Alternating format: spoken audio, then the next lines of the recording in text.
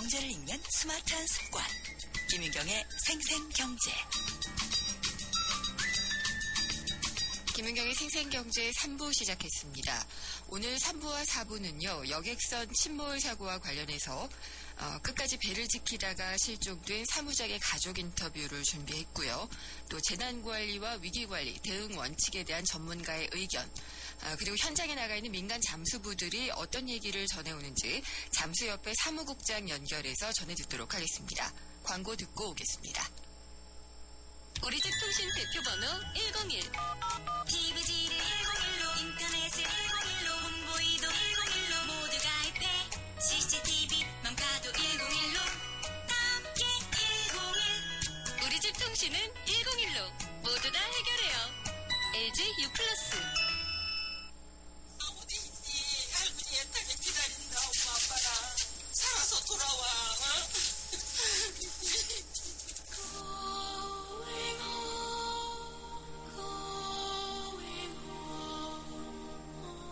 경비정이 저희 이거 끝나면 나갈 수 있게 좀 조치를 취해주시면 대단히 감사하겠습니다.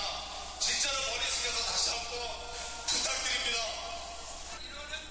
아까 9시쯤 저녁에서 왔었는데 그때는 막 넘어가시겠나 봐요. 내가 계속 수물한다고 엄마 빨리 승모 좀 해야 될 것 같다는데.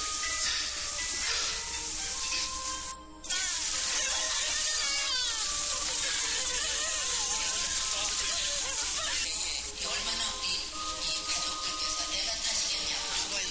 이런 세세한 얘기를 누구보다 이 가족분들이 들으셔야 되지 않겠습니까?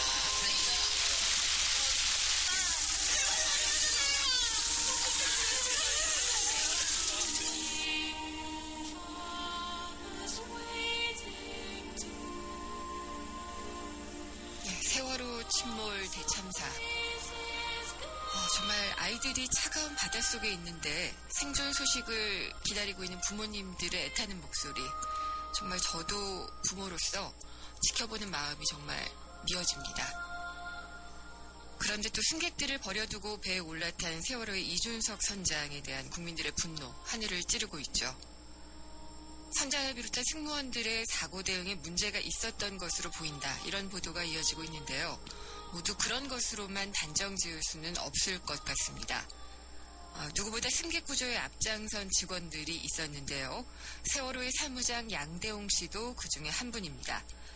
현재는 안타깝게도 양대홍 씨가 실종 상태인데요. 침몰 당시에 양대홍 씨와 통화를 했던 형님 양대환 씨의 이야기를 들어보도록 하겠습니다. 양대환 씨 전화 잘 들리십니까? 네, 예. 죄송합니다. 일단 얼마나 고통스러울지 알면서도 이렇게 인터뷰를 부탁드리는 마음이 상당히 좀 무겁습니다. 예. 지금 아직까지 소식이 없어서 안타까우실 텐데요. 양대홍 씨는 지금 세월호에서 어떤 일을 하고 있었나요? 사무장이라는 직책을 맡고 있었습니다. 예. 사무장이면은 전체적인 관리를 맡고 있는 그런 위치겠죠? 네, 예. 아직까지 실종 상태고요. 네. 예. 그러면은 가족 관계는 어떻게 되나요? 자녀가 있나요? 네, 아들이 둘이 있습니다. 아들 고3, 예. 예, 고3, 중2. 예. 그렇군요. 근데 형님께서 전화를 받으셨다고 들었어요. 예. 어쨌든 전화를 예. 받은 게 아니고요. 제가 했습니다. 전화를 하셨어요. 예. 예, 그 사고 난 직후 시간은 제가 정확히 잘 기억이 안 나고요. 예. 우리 직장에 그 직원이 한 사람이 전화가 왔습니다. 네. 지금 저는 텔레비를 안 봤기 때문에 네네. 그 사고가 동생분이 그 세월호 사고가 났다는데 혹시 동생분이냐고 그래서 네. 맞다고 하고 그 뒤로 바로 제가 전화를 했습니다. 예. 통화를 하셨고요. 예. 예. 그게 그러면 통화를 하는- 사고 난 직후쯤이었나요? 아마 시간이 조금 오전. 한 오전 9시 30분경쯤 됐을 것 같은데요. 제 생각에는. 그렇군요. 제가 9시부터 근무를 시작했기 때문에요. 예.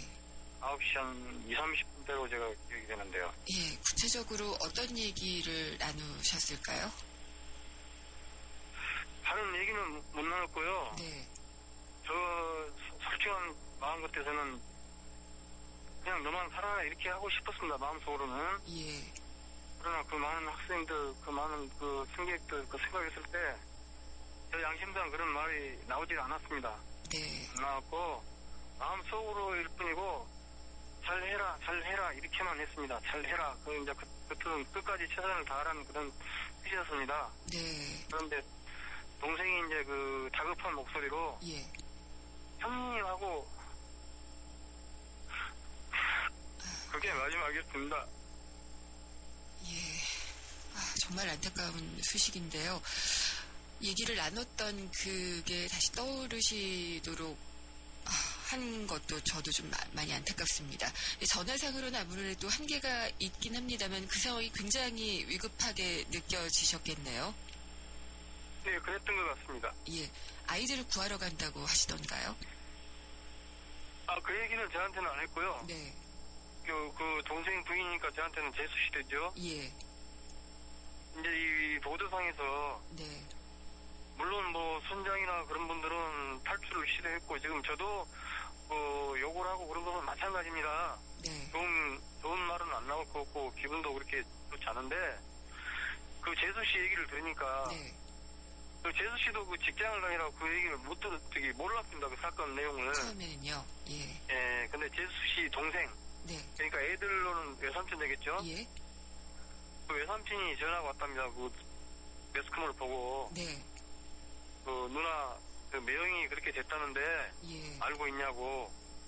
그래서 그때가 그 시간대가 10시 예. 오전 3분 때예요. 예. 2분에 전화를 했답니다. 그 재수 씨가. 네. 그러니까 통화 중이었답니다. 그때는. 네. 그래서 3분에 다시 했답니다. 네. 1분 후에. 예. 3분에 다시 하니까 수협 통장에 네. 돈이 입금됐으니까 예. 그 큰 아들 학비 내라고 그랬고 예. 그래서 재수 씨가 다시 물었답니다. 지금 상황이 어떠냐고. 예. 지금 아이들을 구하러 가야 되니까 동생이 아이들 구하러 가니까 바쁘니까 전화 끊어 그러고 바로 끊었답니다. 그게 마지막이었답니다. 10시 3분에 통화했던 그때가 예, 예. 마지막이었고요. 예. 예. 아이 등록금을 하라고 얘기를 하신 걸 보니까 상당히 다급한 상황이 아니었나 이런 생각은 드는데요. 근데 그러면 그 이후로는 전화 통화를 다시 시도를 해보셨다거나 아니면 문자 메시지 주고받거나 했던 거는 없으셨나요? 주고받은 건 없고요. 제가 메시지도 네. 넣고 전화도 계속 했습니다. 네. 다음날까지도 계속 했고 예. 그런데 그 다음날 새벽에요. 네. 새벽에 제가 솔직히 잠을 못 잤습니다. 네. 잠도 오지도 않고 그러셨겠죠. 아까도 말씀드렸듯이 형님 그게 자꾸 떠올라가지고 마지막 통화 형님 네. 그게 좀 길게 했습니다. 저한테. 그래서 그게 많이 떠올라가지고 잠도 안 들어서 새벽에 또 전화를 한번 해봤습니다. 네. 그랬더니 통화 중이라고 나오는 거예요. 통화 중이요. 예. 예, 그래서 이게 어찌 된 건가. 그래서 다시 한번 또 전화했더니 또 마찬가지로 내가 나중에도 들은 얘기인데요. 네. 30초 배에 이제 그렇게 신호가 가고 끊어진 것은 네. 저도 자세히는 모르겠습니다만 그 전화상에 물이 들어갔거나 예. 그러면 그런다고 그러네요. 그래서 그걸 알려고 많이 이렇게 예. 좀 노력했는데 그렇게 어떤 사람이 얘기를 하더라고요. 그렇군요. 그래서 아마 예. 그랬을 것 같아요. 그러면 지금 동생분 양대웅 씨가 청해진 해운에서 언제부터 근무를 하면서 배를 타셨는지 알고 계신가요? 한 4년 된 걸로 알고 있습니다. 거기 청해진 해운에 있었고요. 네. 지금 세월호는요. 네. 보도상에도 나왔지만은 지난해 3월부터 출항한 걸로 돼 있죠. 예. 근데 그 전에는 오하마오라고 또 한 데가 있죠. 제주도는 네, 하나 더 있죠. 있거든요. 예. 거기에 이제 처음에는 선원으로 근무를 했습니다. 네. 선원으로 근무를 하다가 세월호가 도입된 이후로 거기서 이제 하여튼 수리고 뭐고 고생 많이 했어요. 전라남도 목포항에서 배를 전체적으로 수리를 하고 네. 저하고 통화도 자주 했습니다. 예. 힘들다고 겨울에 춥기도 하고 형님 배가 이렇게 보건시설에 안 나오기 때문에 네. 그냥 춥다고 그래서 어떻게 할 거냐고 그렇게 너 일이니까 그거까지 해라 그렇게 이제 하고 네. 배를 다 수리하고 어떻게 보면 여기 이제 와서 사무장이랑 직책으로 진급이 된 것 같더라고요. 네. 진급이 그래가지고 되셔서, 예, 이쪽 배로 예. 이제 또 타고 계약한 일을 하신 예. 거죠. 예. 그런 선언 일은 한 4년 한 걸로 제가 지금 얘기가 들었습니다. 원래도 이렇게 좀 사명감이 있고 책임감이 좀 강하신 그런 성격이셨나요? 제가 지금 이렇게 대화를 하면 동생이라고 뭐 좀 편을 듣지 않을까 그렇게 생각하시는데요. 이 책임감이 보통 하는 게 아닙니다. 아, 네. 네. 자기를 모든 것을 다 바쳐서 그렇게 하고, 제 동생이지만 정말, 네. 어쩔 때는 그런 생각을 많이 했습니다. 살아오면서. 저하고는, 저가 장남이고 그 동생이 막내인데, 네. 저 동생은 저렇게 똑똑할까? 저렇게 모든 일체들을 잘할까? 네. 그러니까 무엇을 하나 이렇게 제가 집안일을 시켜놓으면요, 네. 착착착 그냥, 정말 내가 기쁠 정도로 해놔요, 일을. 그렇군요. 예, 예. 예. 그러니까 평소에도 굉장히 좀 책임감 있는 예, 예. 그런 예. 예. 것들을 많이 보여주셨던 분이라 아무래도 아이들, 그러니까 승객들을 먼저 생각하는 그런 마음으로 임하셨던 것 같아요. 예. 그런 것도 없고, 또 예. 자기 아들도 있으니까, 네. 똑같은 뭐 아들이겠죠, 아들, 딸이겠죠. 네. 그런 마음이 더 앞섰을 것 같고, 아무래도 그렇겠죠. 제가 지금 그 상황에서요, 네. 이제 몇몇 또 확인이 됐습니다. 그 매형이라는 사람도 통화를 했고요. 네. 누나라는 사람도 통화를 했고, 그 상황에서 또 다른 사람 통화했는데 다들 나오라 그랬답니다, 빨리. 예. 빨리 너라도 살아라고 그렇게 나오라고 했답니다. 근데 아니라고, 나는 해야 된다고 그렇게 하여튼 걱정하지 마십시오 그랬답니다. 안심을 시키고 그 상황에서도 걱정하지 마십시오 네. 그랬답니다. 예. 그러니까 이 세월호에 지금 방금 말씀을 해주셨지만 학생들이 거의 타고 있었잖아요. 근데 예. 이 학생들을 구하기 위해서 동생분이 달려가셨는데 예. 마지막까지 희망은 버리지 않으셨으면 좋겠고요. 그러니까 동생분에게 그래도 하지 못했던 말, 해주고 싶은 말이 있으면 예, 지금 해주시면 좋겠습니다. 그런 말들은 정말 제가요, 아까도 얘기했지만은 네. 어떻게 보면 우리가 형제가 5형제인데 어떤 집안에 일이 일어나면 저는 지시하고 동생은 일 처리하고 네. 이런 식이었어요. 예. 정말 그래서 어떻게 저렇게 애는 저렇게 일을 똑부러지게 할까 그런 생각을 많이 해봤습니다. 네. 아무튼 제가 지금 하고 싶은 말은 이런 상황에서요. 저도 지금 동생이 지금 기대는 걸고 있지만 희망은 없습니다. 저도 그렇게 판단이 되고 어찌됐든 죽음을 맞았더라도요. 떳떳한 일을 했고 끝까지 잘했다고 봅니다. 저는. 네. 네. 선장보다 끝까지- 더 선장다우신 분이었죠. 예. 저 예. 최선을 다했고 네. 뭐 미련을 했다고 봅니다. 그 동생 내가 동생 속에 들어있는 마음은 아니지만은 내가 판단했으면 지금까지 동생이 지금 46살인데요. 네. 저하고 11년 차입니다. 이렇게 살아온 과정에서 네. 하여튼 떳떳했다고 생각했고 제가 어제 그 동생 큰아들한테도 너희 아빠는 떳떳하게 끝까지 최선을 다했다. 그렇게 얘기를 했습니다. 네. 끝까지 희망은 버리지 마시고요. 지금 계속 이제 구조 작업이 진행이 되고 있고요. 그리고 실종자 가족들도 학부모들은 정말 애타하고 있습니다. 그래서 그분들께 동생 좀 대신 말씀드릴게요. 저 그러면서 그 말씀을 드리고 싶었는데 네네. 저도 사실상 그 사건 이후로 지금 잠을 못 잡니다. 네.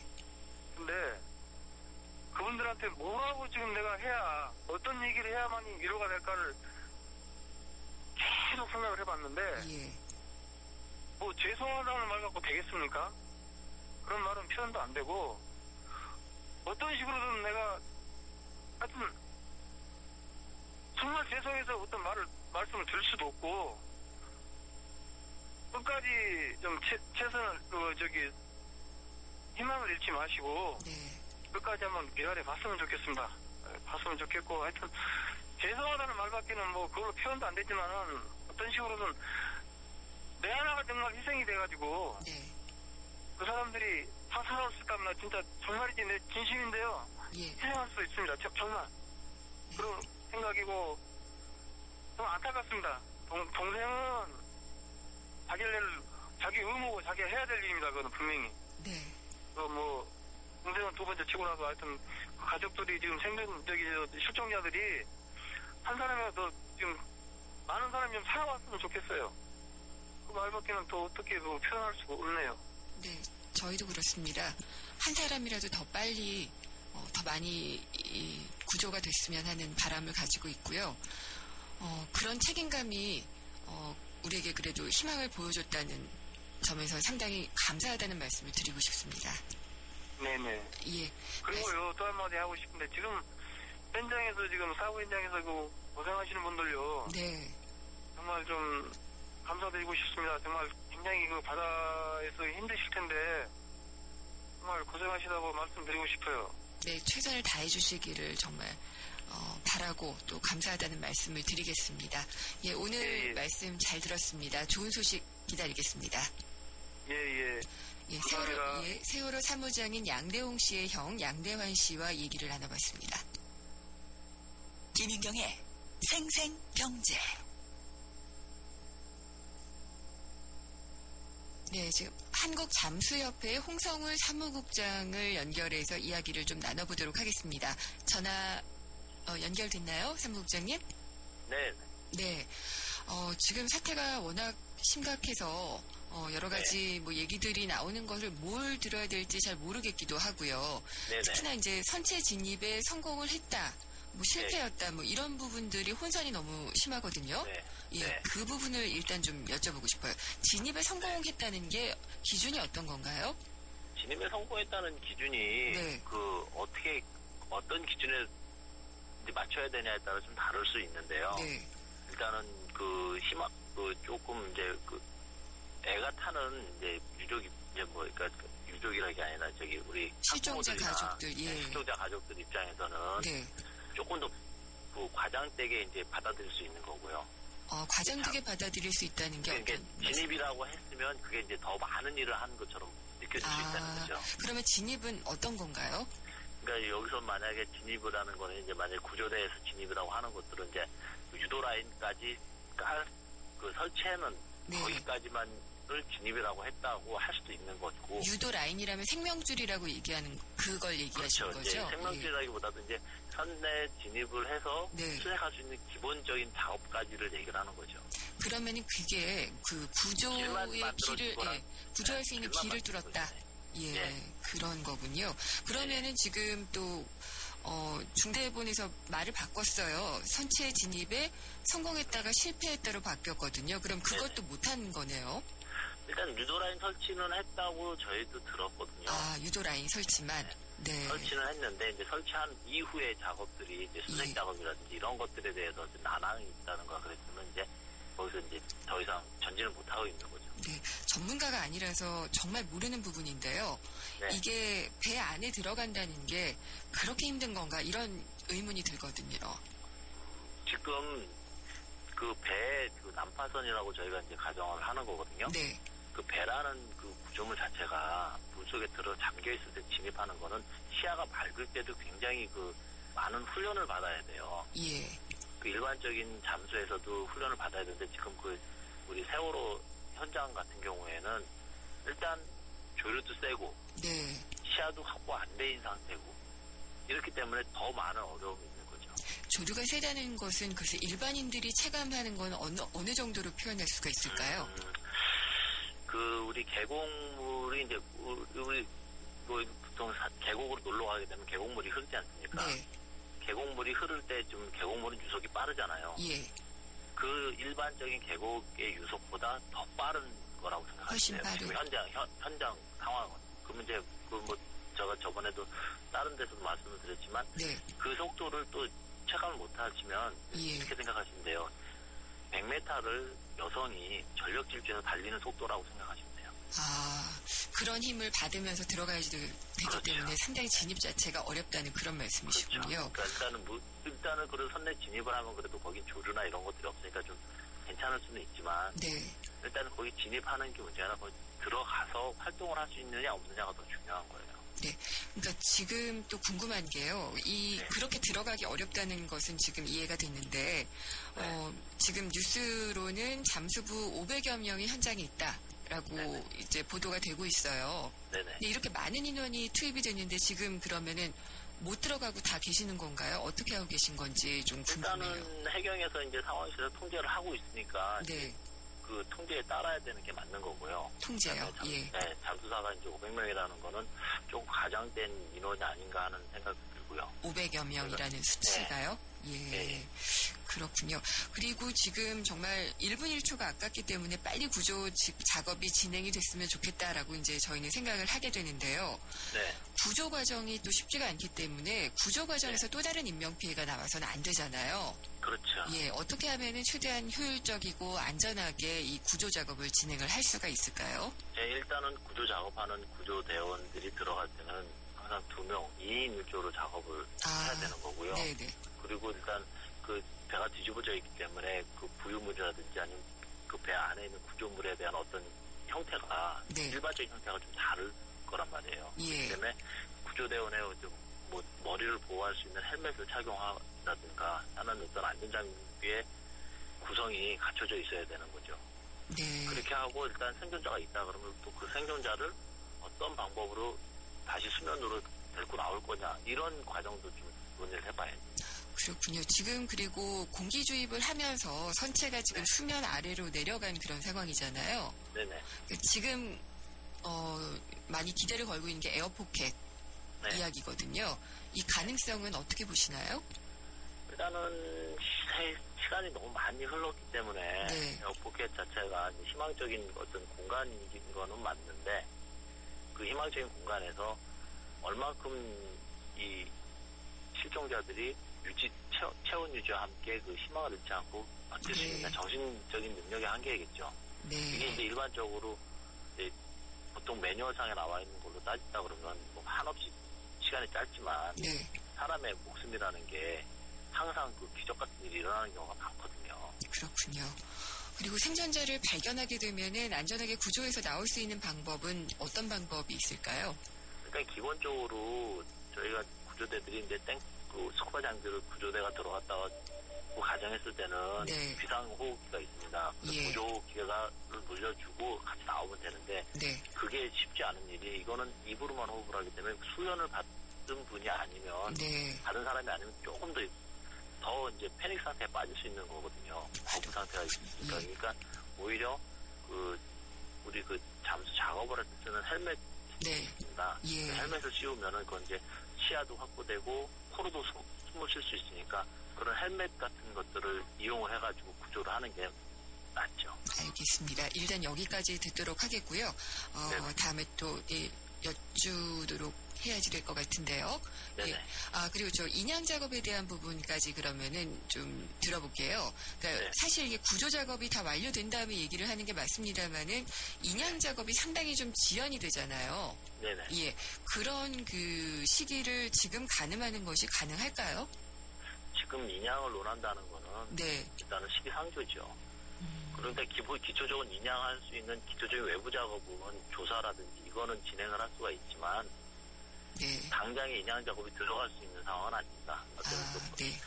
해저의 상태, 예. 배의 손상 여부, 네. 그다음에 각도의 문제 이런 것들 다각적으로 이제 사전 조사를 먼저 해야 되는 거거든요. 그걸 하지 않고서는 또 인양을 할 수가 없습니다. 네, 알겠습니다. 그건 아직 논하는 게 좀 시기상조다라고 그렇죠. 생각을 하고 네. 있어야 되겠네요. 일단 네. 구조 작업이 잘 진행되기를 바라는 마음입니다. 예, 오늘 네. 말씀 감사합니다. 네, 감사합니다. 한국잠수협회 홍성훈 사무국장이었습니다. 네, 피자헛입니다. 저기요, 고기 피자랑 새우 피자랑 뭐가 더 맛있어요? 둘 다 맛있습니다, 고객님. 그래도 뭐가 더 잘 나가요? 솔직하게. 둘 다 잘 나갑니다.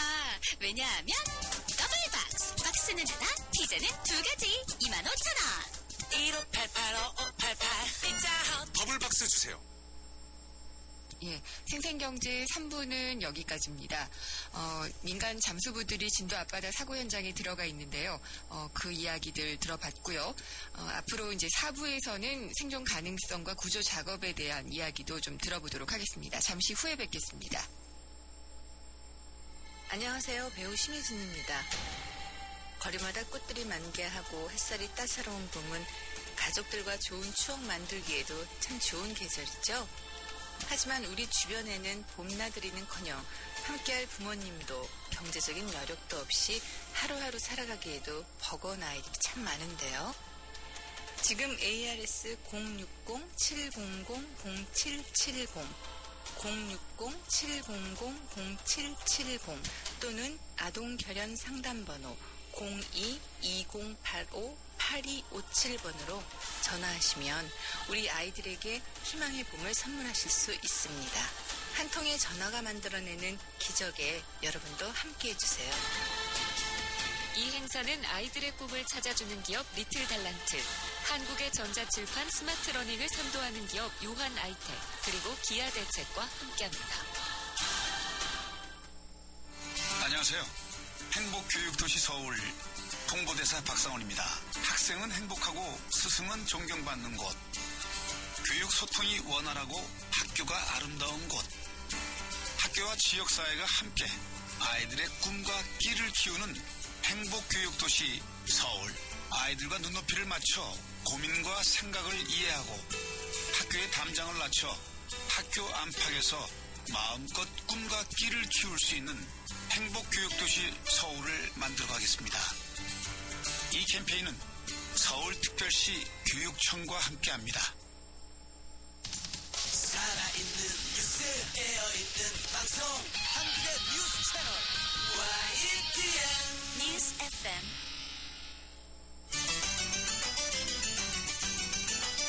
한 걸음 더 경제와 가까워지는 오후, 김윤경의 생생경제.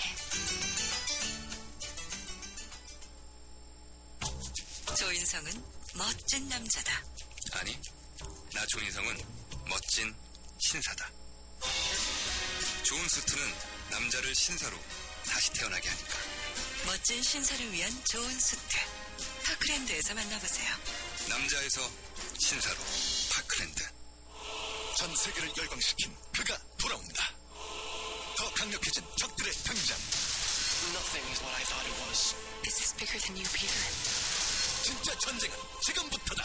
Let's go get the spider. 어메이징 스파이더맨 2 4월 23일 IMAX 3D 대개봉. 12세 이상 관람가. 모여라 브라질에서 여행하자. 그래 그건 좋겠다. 러시아에서 사업하자. 그래 그건 좋겠다. 은행이라 좋겠다. 호주에서 꿈꿔보자. 외환은행이 함께해서 해외가 치워집니다. 외환은행. 한때 머리 하나로 콜라와 싸워 전설이 되신 분이 계셨지. 국내 최초 보리탄 산업료로 콜라의 아성을 흔들었던 맥콜. 전설을 맛보리 맥콜. 네, 생생경제 4부 시작했고요. 세월호 침몰 같은 대형 사고, 일단 일어나지 말아야지 됐을 사고입니다. 그렇지만 이런 재난, 사고가 있을 때마다 우리 사회에 없는 게 있습니다. 초기 대응과 매뉴얼, 관리 시스템이 없다라는 지적을 듣고 있는데요. 이번에도 다르지 않았습니다. 왜 이런 것들이 반복이 되는 걸까요? 관련한 내용을 전문가 모시고 들어보도록 하겠습니다. 위기관리 전문업체 A케이스의 유민영 대표를 연결했습니다. 안녕하십니까? 네, 안녕하세요. 유민영입니다. 네. 위기가 이렇게 계속 닥칠 때마다 뭐 여러 가지 없다 이런 얘기들을 하고 있는데 이번 사고는 어떻게 보고 계신가요? 일단은 그 사고 자체로도 심각한 것이었는데요. 네. 그 3일째 진행되면서 국가적 재난으로 발전하고 있고요. 또 후진국형 인재라는 것이 드러나고 있는 상황입니다. 네. 무엇보다 오늘의 상황에서 굉장히 중요한 것은 국가적 수준의 심리적 재난으로 발전하고 있다는 것입니다. 그래서 리더십과 시스템이 붕괴된 상황에서 국민에게 좀 재앙으로 다가오고 있는 총체적 난국이라고 볼 수 있겠고요. 이런 상황에서 가장 중요한 것은 위기관리 대처에 있어서 가장 국가적 전환에 대처하는 위기관리에서 가장 중요한 것은 우리는 한 팀이라는 인식입니다. 네. 이건 여야나 여러 가지 조건들을 넘어서서 이 문제를 함께 해결해야 되는 의식으로 발전해야 되는데요. 우리는 한 팀이다라는 의식으로 함께 모이고 있지 못하는 측면에 있어서 네. 굉장히 중대한 난국이라고 보고 있습니다. 그 말씀을 하시니까 생각나는 게 이제 미국의 9.11 테러 때도 뭐 뉴욕 시장이라든지 뭐 이런 사람들이 나서서 많이 심리적인 안정을 주려는 리더십을 발휘했던 그런 기억이 좀 나네요. 예. 그러면 이 재난사고 현장에서 필요한 리더십, 지금 잠깐 언급을 해주시기도 했는데요. 뭐라고 얘기할 수 있을까요? 그런 리더십은? 그 전에 한 가지만 더 말씀드리면, 네. 저희가 위기가 발생했다고 했을 때는, 위험이 발생했다고 했을 때는, 그 사건 자체로서의 위기가 발생하고, 하나는 대처와 관리로서의 위기 관리라는 위기가 발생을 하게 됩니다. 네. 저희들의 경우에는 지금 후자의 경우가 완전히 무너져버린 상태, 붕괴되어버린 상태이기 때문에 이 상황이 급속도로 좀 악화되고 있다는 것을 먼저 말씀드리고요. 네. 재난사고 현장에 가장 중요한 것은 초기 대응이 거의 모든 것을 결정한다는 것입니다. 네. 이제 의료사고 용어에서 이제 골든타임이라고 해서 사건 1시간 안에 많은 것들을 해결하지 않으면 더 큰 재난과 위험에 빠지게 된다는 것들이 있는데, 초기 대응의 실패함으로 인해서 이것이 국가적 재난으로, 심리적 재난으로 발전하고 있다는 것입니다. 그래서 위기관리자는 사실 이렇게 확인하는 사람이고, 판단하는 사람이고, 연락하는 사람이고, 설명하는 사람이고, 지휘하는 사람의 총체적 역할을 부여받게 됩니다. 네. 그렇기 때문에 평소 충분히 훈련되어 있어야 되고, 현장을 실질적으로 장악하고 있어야 되고, 특별한 사명감과 책임감으로 무장하고 있어야 되고, 모두에게 존중받으면서 실제로 상황을 지휘해야 되는데요. 네. 아쉽게도 이 상황에서는 현장의 실질적인 사령관은, 책임자는, 네. 위기관리자는 없었던 것 같습니다. 그럼 세월호 이 침몰 시에는 누가 가장 먼저 이런 리더십을 발휘를 했어야 될까요? 실제적으로는 가장 먼저 저희들이 위기 관리에서 원칙 중에 하나는 먼저 도착한 사람, 네. 현장에서 지휘보다는 전문성이 있는 사람으로 먼저 선택을 하게 됩니다. 네. 경우에는 선장이 그 역할을 수행하게 되는데요. 선장은 그러한 역할을 할 준비가 전혀 되어 있지 않았던, 인식조차도 없었던 사람이 아니었는가 이렇게 생각이 됩니다. 네. 그러면은 또 이 선사 청해진 해운 측의 대응에 대해서는 어떻게 평가하시나요? 네. 초기에 이제 그것들은 좀 사실관계가 명료하게 밝혀져야 네. 그 부분들이 좀 명쾌해질 거라고 생각이 되는데요. 무엇보다 그 내부에서 이제 선장의 움직이지 말고 선내에 대기하라든지 이런 것들의 책임이 있습니다만, 네. 지금 세월호 자체를 해운사를 물어보시는 것 같으니까요. 모든 위기는 네. 예고된다는 법칙이 있습니다. 그런 측면에서 보면 한 달 전에 웅진 앞바다에서 벌어졌던 사건이 네. 이러한 상황들을 예고하고 있었다고 볼 수 있는데요. 과연 그 해운사와 또 사회적 시스템이 문제를 발견하고 네. 위기를 조기에 대처할 수 있는 사회적 시스템을 갖고 있었는가 하는 문제에서 저희들이 좀 심각한 의문을 가질 수밖에 없는 것 같습니다. 정부의 그 혼란스러운 모습도 우리를 좀 불안하게 한 게 사실인데요. 네. 여기에 대해서는 어떤 평가를 내리시는지요? 아까 말씀드린 것처럼 시스템이 붕괴되었다고 볼 수 있고요. 네. 리더십이 존재하지 않는다고 볼 수 있겠습니다.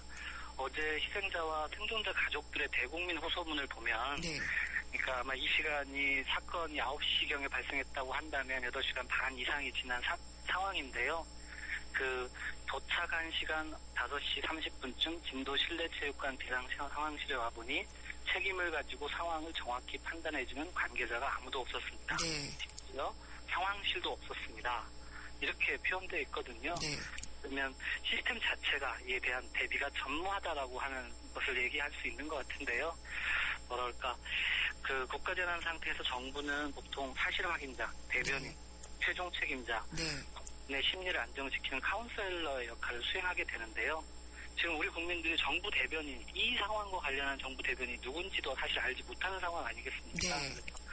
전날 잘못된 통계를 인용한다든지 지휘체계 말 바꾸기 혼선, 그리고 무엇보다 3일째인데요. 지금까지 이런 상황들이 오늘 아침에 이런 상황들이 발생을 했는데 진행되고 있다는 점에서 최악의 상황이라고 볼 수 있겠습니다. 그래서 결국 생존자, 생존자 가족, 국민에게 신뢰를 잃어버리는 가장 뼈아픈 상황이 됐다고 볼 수 있겠습니다. 네, 그래서 이게 정말 계속 반복되는 이런 이야기들인데 정말 위기나 재난 대응 능력을 갖추기 위한 노력을 안 하고 있지 않나라는 생각이 들어서 상당히 좀 안타깝습니다. 오늘 말씀 잘 들었습니다. 감사합니다. 감사합니다. 위기관리 전문업체 AKS의 유민영 대표였습니다.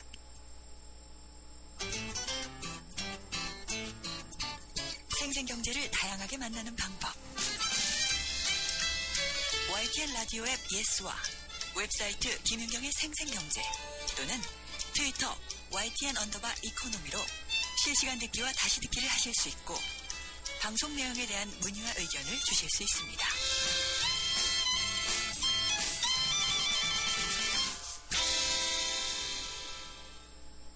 예, 진도 해상에서 침몰한 세월호. 일부를 제외하고 전체가 바다에 잠겼는데도 긴급 상황에 펼쳐져야 될 구명보트는 단 하나만 펴졌습니다. 선장과 선원들이 비상시에 대응하는 매뉴얼대로만 제대로 지켰더라도 지금 같은 심각한 상황은 벌어지지 않았을 것이라는 생각이 드는데요. 안전 매뉴얼의 중요성에 대한 생각을 다시 한번 해보게 됩니다. 이 얘기를 김동헌 재난안전원 원장님과 전화를 통해서 얘기를 나눠보도록 하겠습니다. 원장님 안녕하십니까? 네, 안녕하십니까. 김동훈입니다. 네. 정말 가슴 아픈 참사인데요. 이렇게 배가 가라앉기 시작한다. 이렇게 되면은 선박에서는 어떻게 행동해야 되는데 이런 매뉴얼이 보통 있지 않나요? 네, 그렇습니다. 사실 세월호 같은 그 여객선은 그 사고가 났을 때 선장과 승무원들이 이제 어떻게 대응해야 하는지 정리된 매뉴얼들이 다 비치되어 있죠. 예. 그렇지만 이제 조난 구조까지 요청했던 이 세월호가 이 매뉴얼이 과연 어떻게 활용될 수 있었을 것인가에 대해서는 의문점이 있죠. 사실 그 해운법에 선사마다 이런 선박 사고 시 매뉴얼이 포함된 그런 운항 관리 규정을 운영하도록 되어 있습니다. 그 매뉴얼은 이제 비상 상황이 발생했을 때 선장과 승무원의 행동 요령을 규정하고 있는데요. 그래서 바다 위에 선박에서 사고 나면은 선장은 가장 먼저 그 해양 경찰이나 항만청 관계실에 상황을 보고하는 이런 게 이제 사고 시 매뉴얼이 가장 앞에 있는 그 내용입니다. 근데 매뉴얼이 있다 하더라도 실제 교육과 훈련이 되지 않은 매뉴얼, 그건 종이 쪼가리 불과하다는 거죠. 보여주기식 매뉴얼, 그냥 이렇게 꼽아놓은 매뉴얼, 이렇게 그냥 비치되어 있는 매뉴얼. 이거는 사실 참 깝깝한 내용이죠. 그래서 이번 세월호의 그 선장 선원들이 이 과연 평소 모의 훈련이나 이런 매뉴얼 활용에 대한 훈련이 되어 있었다면은 그렇다면 이런 참사를 막을 수 있었을 거라는 생각을 저는 가지고 있습니다. 그리고 이 매뉴얼 자체도 결국 후직국형이 매뉴얼에 불과하다. 그 정확한 위험성 평가, 소위 말해서 사회과학적인 관점 또 인간공학적인 관점에 해당하는 그런 위험성 평가를 통해서 발생 가능한 제한한 위험 요소나 이런 극한 상황에 대한 위험 요인들을 규명해서 이에 따른 재난 취약 분석을 통해서 이런 리스크를 선정하고 그 상황에 맞는 이런 매뉴얼 이런 게 갖춰져야 선진국형 매뉴얼이 되는 거죠. 이런 부분들이 아마 지금 아직 이런 이 선사들 이런 쪽은 그런 게 부족하지 않나 이렇게 보고 있습니다. 특히나 그 세월호 선장이 사람들에게 초반에 안전한 실내에서 기다리라라고 안내를 했다고 하잖아요. 이런 경우에는 그러면 매뉴얼하고는 상식적으로는 안 맞다는 생각이 드는데 실제 선박 매뉴얼에는 어떻게 나와 있을까요?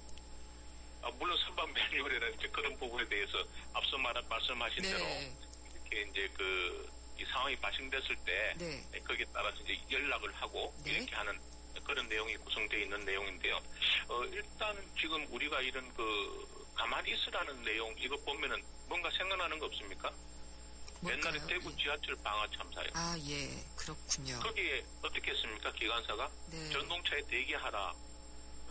그러니까 자리에 그대로 있으라. 이러니까 자리에 앉아 있다가 다 불에 타서 물론 그때 어쨌든 깜깜하지만 이렇게 대피했던 사람들은 살았고 그죠?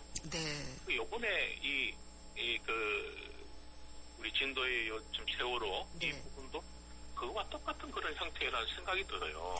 진짜 안타까운데 그래서 대구 지하철 같은 경우는 그 이후로 그 사령 체계를 새로 세우고 여러 가지 대책을 수립을 했었는데 안타깝게 이런 그 선박에 이런 일이 생길 줄 네. 이렇게 될 줄을 참 어떻게 알았나 싶은 생각이 들어서 네. 이 선박 쪽에 새로운 이런 사령 체계나 지휘 체계 이런 게 사실 이번 사건에 대해서 한번 더 생각해봐야 되겠다는 생각이 드네요. 네. 그리고 이 여객선마다 안전 매뉴얼이 다른가요? 아니면은 표준 어떤 그 매뉴얼이 있는 건가요? 아까 말씀드린 그 네. 해운법에 예. 선사마다 운항 관리 규정이 있습니다. 선사마다. 예. 네, 선사마다 그러니까 그 배해사마다 그래서 거기 선사가 운영되려면은 이런 그 운영 관리 규정이 운항 관리 규정이 있었는데 그 운항 관리 규정에 네. 이런 매뉴얼들이 다 포함되어 있습니다. 그래서 네. 선사마다 다르다 보시면 됩니다. 그렇군요. 그리고 이 안전관리나 재난과 관련해서 뭐 매뉴얼이 아까 말씀하신 대로 정말 꼽혀만 있는 매뉴얼이면은 아무 소용이 없잖아요. 그렇습니다. 그동안에 뭐 전문 인력도 양성을 하고 훈련도 하고 뭐 이런 것들도 들어가 있어야지 될 것 같아요. 그렇습니다. 그래서 이제 그런 내용으로 해서 사실 이쪽 우리 이번 세월호 네. 관련해서도 그 선사 측에서 뭐 교육하고 훈련도 하고 했다고 하지만은 사실 이런 경우에 이런 상황까지 이런 네. 극한 상황까지를 아마 판단하지 못했다는 생각이 저는 들고 있고요. 네. 그래서 사실 이런 배가 이 큰 배가 침몰한다는 거는 감히 이런 극한 상황을 과연 생각할 수 있을 것인가 네. 이런 내용이 참 앞섭니다. 그래서 우리가 이런 재난 안전에 대해서 접근할 때는 통상적인 어떤 이 상황, 그 시츄에이션을 그대로 놓고 뭐 이런 상황이니까 이렇게 가면 안 되고요. 네. 아주 극한적인 그런 임팩트를 고려해서 준비를 해야 된다는 걸 다시 한 번 더 생각할 수 있겠네요. 지난번에 그 마우나오션 리조트 네. 거기서도 우리가 눈이 그렇게 올 줄 몰랐다. 예. 라는 내용이 이제 그때 대두된 상황이었잖아요. 그렇죠. 그러면은 이제 앞으로 이런 몰랐다는 얘기는 나오지 않도록 이럴 줄 알았다라는 식으로 해서 준비가 될 수 있도록 했으면 좋겠다는 게 제 생각입니다. 어떤 면에서는 그 상황을 너무 낙관적으로 판단하지 않고 이런 위기는 최악의 상황까지도 가정을 해야지 되는 게 아닐까 그런 생각이 드네요. 맞습니다. 네. 우리 독일의 사회과학자가 울리백 교수님이 네. 그 위험은 민주적이다 네. 이런 말씀하셨습니다. 그 말씀 뜻이 뭔가 하면 위험은 다 민주적이다, 민주 다 평등하다. 누구든 있는 사람 없는 사람 뭐 남자 여자 구분 없이 똑같이 위험은 다 있을 수 있다 이거죠. 그런데 그 위험을 결국은 나는 이런 일이 없을 것이다라고 판단한다면은 큰 오산이다 이거죠. 예. 지금 이런 세월호라는 이런 사건 자체가 이 세월호에 지금 피해 입은 그 당사자만 있지 앞으로 우리는 절대 없을 것이다라고 장담할 수 있으십니까? 없죠. 없으시죠. 예. 예. 나도 그 가족들 될 수도 있고 네. 나도 그 당사자 될 수도 있는 이런 상황이 이게 바로 위험이 민주적이다 이거죠. 네. 그래서 이런 부분들을 다시 한 번 더 다 되뇌어서 결국은 이런 우리 국민 입장에서 또는 승객 입장에서 주민 입장에서 네. 이런 새로 다시 바라보는 시각으로 해서 좀 이런 재난관리 체계가 갖춰졌으면 좋겠다는 게 제 생각입니다. 네. 그러니까 말씀드리면은 예. 조금 더 말씀드리면은 네. 이 모든 지금 현재 국가의 재난관리 법령 체계를 보게 되면은 그 시설과 또는 기관과 어떤 조직 이런 것에 재난관리 초점이 맞춰져 있습니다. 예. 뭐 예를 들어 원자력 발전소가 어떠느니 뭐 어디 댐이 어떠느니 이런 식으로 그죠. 근데 예. 결국은 그게 왜 그렇게 해야 됩니까? 우리 국민을 생각해야 되지 않겠냐. 우리 국민 입장에서 국민을 재난 관점의 어떤 하나의 주도자가 되고 한다면은 그 국민을 위해서 원자력 발전소가 댐이 이렇게 되었다 저렇게 된다 이렇게 갔으면 좋겠다는 게 제 생각이에요. 네, 중요한 말씀이십니다. 예. 그래서 예전에 예. 유정현 의원님 계셨을 때 섬진강 원료 사건으로 인해서 그때도 문제가 있었는데 각 주민 대피 계획이 없어서 상당히 혼란이 있었던 그런 내용이 있는데 정작 이 섬진강 댐에는 주민 대피 계획이 내부적으로 다 가지고 있었다 이거죠. 네. 그런데 실제로 주민들은 그걸 몰랐다 이거죠. 그래서 이런 내용들이 있어서는 안 될 것이다. 그래서 사실 이번 이 기회로 해서 우리 네. 국민들의 재난안전 주권을 찾기 위한 어떤 대연합 이런 것도 필요하지 않겠나 생각이 들 정도입니다. 저는. 네. 재난 안전 주권이요. 예. 그러니까 그렇죠. 이게 사실 어떻게 보면은 우리 국민들이 개개인이 준비해야지 된다기보다는 각 기관이나 나라에서나 이렇게 좀 해줘야지 되는 거 아닐까요? 그렇습니다. 예. 우리 헌법 제34조 제6항에 보면은 국가 재난으로부터 국민을 보호해야 한다고 되어 있습니다. 헌법에 그렇죠. 그래서 재난으로부터 국민을 보호하기 위해서는 이 국가가 여러 가지 이제 일들을 하는데 국가 혼자서 하기 힘들어서 이제 물론 그 시도나 시군구도 있지만은 혼자 하기 힘들어서 재난관리 책임기관이라고 두어서 각 그 공사나 뭐 이 공공기관들한테 이 각자 일을 좀 맡겨서 같이 이렇게 그 재난관리를 하도록 되어 있고 또 각 시설들은 주관기관과 관리기관을 두어서 그 주관기관 관리기관들이 좀 더 이런 시설들을 잘 관리해라라고 이렇게 되어 있는데 어쨌든 결과적으로 우리 국민이 우리 입장에서 이렇게 해주라. 우리 국민을 누가 주관하고 우리 국민은 누가 관리하느냐 이거죠. 시설은 주관기관 관리기관이 있지만 그래서 이런 관점이 참 저는 그래서 지금 이번에 세월호 자체도 우리 성벽들에 대한 재난안전 주권을 우리 그 성벽들이 갖고 있었다면은 과연 이런 일이 있을 수 있겠나 생각 다시 한번 해볼 수 있겠죠. 자, 그동안 우리 세월호 같은 경우에 이렇게 학생들이 많은 학생들이 동시에 승선을 하게 되면은 이 학생들을 그냥 그렇게 태워서 될 일이냐 이거죠. 아무것도 모르는 학생들을 학교에서부터 이렇게 배를 승선을 할 것이니 이러이러한 일이 생길 수 있다. 그러면은 그 각자가 목숨에 대해서까지 생각을 해야 된다는 입장에서 만약 진지하게 교육 훈련을 한 번씩만 하고 또 이렇게 각자한테 구명조끼 그거를 각자 하나씩 주면서 잘 가지고 이 타서 나중에 문제되면은 입으라라고 이렇게 만약 했다면은 과연 이랬을까? 참 이런 걸로 인해서 너무너무 가슴이 아픕니다. 알겠습니다. 재난에 관련된 국민들의 주권도 좀 생각을 해야지 될 때다라는 말씀도 들었고요. 이런 일은 다시 없어야겠죠. 지금까지 말씀 잘 들었습니다. 감사합니다. 감사합니다. 김동원 재난안전원 원장이었습니다. 우린 온라인으로 펀드를 사지 다양한 펀드를 만나지 어디서? 에이블 펀드 마켓 전문가의 컨설팅을 받지 펀드 수수료 50% 할인되지 온라인 펀드 생활의 시작 12월 31일까지 홈페이지 참조. 에이블 현대증권 원금 손실에 유의하세요. 안녕하세요. 송혜교예요. 전 요즘 맛있는 물 고를 땐 핑크만 보고 골라요. 우리 몸의 건강한 색은 모두 핑크잖아요. 건강한 물의 새로운 기준. 핑크라벨 아이시스 8.0. 건강한 미네랄 밸런스로 생기 있게. 핑크빛 생기 에너지 아이시스 8.0. 핑크만 기억하세요. 하나의 스프링, 믿기 힘든 두 가지 플레이. 넥스트 침대가기 탄생시킨 하이브리드 테크에 누워보세요. 부드럽게 맞춰주고 단단하게 또 한 번 받쳐주죠. 원 스프링, 투 플레이. 에이스 하이브리드 테크. 같은 차라도 타는 사람이 다르면 자동차 보험도 달라야 하는 거 아닌가? 악사가 시작합니다. 운전자 라이프에 최적화된 악사 맞춤 자동차 보험. 꼭 필요한 보장을 합리적인 가격으로. 악사 홈페이지에서 5분 안에 확인하세요. 악사 다이렉트. 가입 시 유의사항을 꼭 확인하세요. 오빠, 민경이랑 드라이브 하고 싶으면